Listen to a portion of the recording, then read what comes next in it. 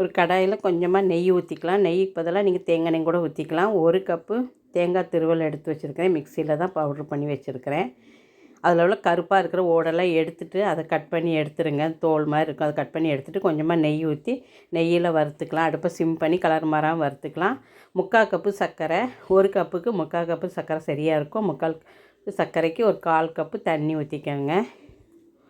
ஊற்றி நல்லா கலந்து விட்டுட்டு எதுவுமே பதமெல்லாம் தேவையில்லை. கம்பி பதம் அதெல்லாம் வேண்டாம். பிசு பிசுன்னு இருந்தால் போதும். இப்படி கையில் தொட்டு பார்க்கும்போது லைட்டாக பிசு பிசுப்புன்னு இருந்தால் போதும். இப்போ தேங்காய் துருவல் எடுத்து வறுத்து வச்சுருக்கதை போட்டு அப்படியே நல்லா கலந்து விட்டுட்டு லாஸ்ட் கொஞ்சமாக உப்பும் போட்டுக்கலாம். எந்த ஒரு ஸ்வீட் செஞ்சாலும் கொஞ்சம் உப்பு போட்டிங்கன்னா நல்லாயிருக்கும். கொஞ்சமாக 1 கை பொட்டுக்கடலை, 1 கை வேர்க்கடலையும் போட்டிருக்கிறேன். அதை 1 2 நல்லா தட்டி வச்சுருக்கிறேன். இது கூட நீங்கள் முந்திரியும் கூட கொஞ்சமாக தட்டி கட் பண்ணி சின்ன சின்னதாக கட் பண்ணி போட்டுக்கலாம். எல்லாத்தையும் போட்டு கொஞ்சமாக ஏலக்காய் தூளும் போட்டு நல்லா கலந்து விட்டுக்கோங்க. அப்படியே அடுப்பை கொஞ்சம் கம்மி பண்ணியே நல்லா கலந்து விட்டுட்டு பாத்திரத்தோடு ஒட்டாமல் சுருள வரும். அப்படியே நல்லா பாருங்கள்.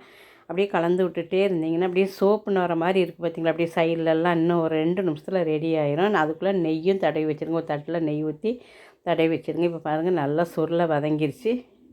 அப்படியே நைட்டாக நுரைச்சிட்டு வரும் பாருங்கள்.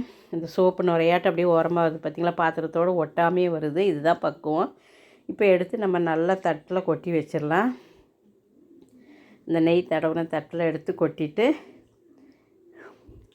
சூப்பராக இருக்கும். இது வேர்க்கடலை, நிலக்கடலை, வேர்க்கடலை, பொட்டுக்கடலை எல்லாம் போட்டிருக்கிறதுனால இந்த பருப்பி சாப்பிட்றதுக்கு ரொம்ப டேஸ்ட்டாக இருக்கும். முந்திரி போட்டாலும் இன்னும் நல்லாயிருக்கும். பாத்திரத்தோடு ஒட்டாமல் தட்டில் எடுத்து கொட்டி பின்னாடி கொஞ்சமாக நெய்யோ ஆயிலோ தடவி இப்படி நல்லா தட்டி விட்டிங்கன்னா நல்லா செட் ஆயிரும்.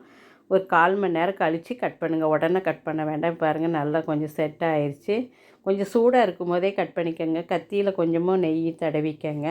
தடவி சூடாக இருக்கும்போது கட் பண்ணி வச்சுக்கோங்க. நல்லா ஆறுனதுக்கப்புறம் எடுத்து அப்படியே பீஸ் போட்டிங்கன்னா சூப்பரான தேங்காய் பருப்பி ரெடி ஆயிரும். இது சாப்பிட்றதுக்கு ரொம்ப டேஸ்ட்டாக இருக்கும். ஒவ்வொரு வாய்க்கும் அப்படியே பொட்டுக்கடலை, வேர்க்கடலை எல்லாம் அப்படியே வாயில் கடி போடும்போது சாப்பிட்றதுக்கு ரொம்ப நல்லாயிருக்கும்.